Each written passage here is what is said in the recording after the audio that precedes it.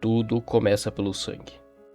Segundo o que é dito pelo próprio Diário de Deus durante os eventos da calamidade, o sangue é a entidade do sentimento. Tudo que envolve sentir uma emoção extrema agrada a entidade de sangue.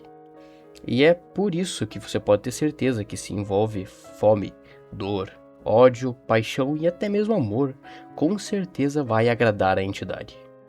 E é por isso que as manifestações do sangue na realidade são as mais comuns de serem encontradas. O sangue tende a devorar o máximo de matéria que ele conseguir. Então, manifestações paranormais desse elemento exigem apenas que a membrana esteja fina em um ambiente que tenha testemunhado muita dor e violência. As criaturas que são manifestadas a partir dessa entidade são bestiais, violentas e normalmente repulsivas. Mas acima de tudo, a maioria delas é cega. Normalmente, esse é o maior ponto fraco delas também.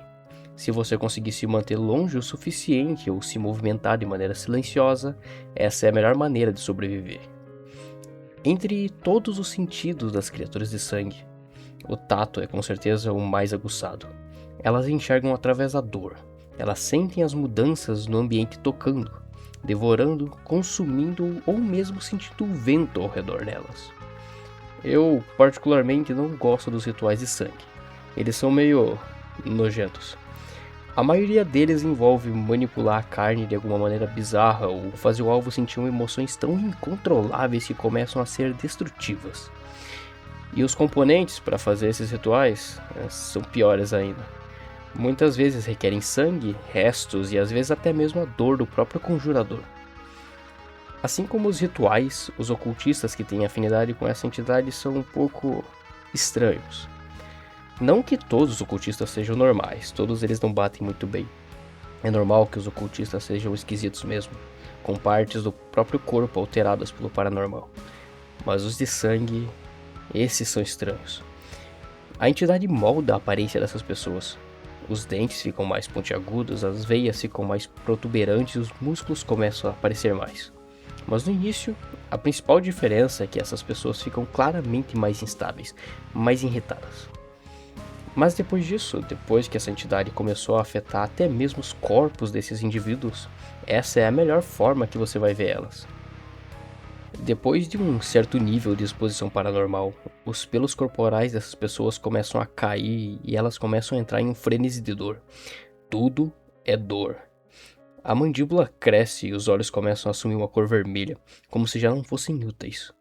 Para indivíduos que foram consumidos pela entidade de sangue, sofrer é sinônimo de amar. E como se toda essa brutalidade já não fosse o suficiente, as minhas pesquisas apontaram que uma figura muito significativa na história da humanidade também é muito associada a uma manifestação paranormal fortemente ligada ao sangue: o diabo.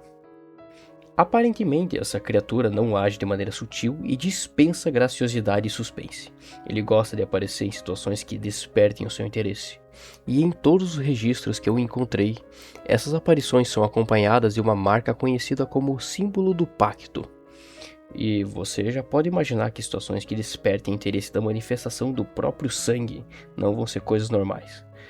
Quanto mais violento, quanto mais brutal, mais as chances da figura encapuzada aparecer. O diabo é a manifestação magna do sangue na realidade, uma criatura que pensa, que entende e, o mais importante, que engana. Aqueles que buscaram a sua amizade mergulharam em uma vida de sofrimento e agonia indescritíveis, mas aqueles que tomaram-no como um inimigo acabaram por ter um fim pior que a própria morte. A regra é clara: você não deve se envolver com o diabo. O mais estranho é que, apesar dessa criatura ser descrita em vários encontros da humanidade, relatos, contos e até mesmo livros religiosos, o diabo é exigente. Aparentemente, ele precisa de um receptáculo, e ele escolhe esse herdeiro.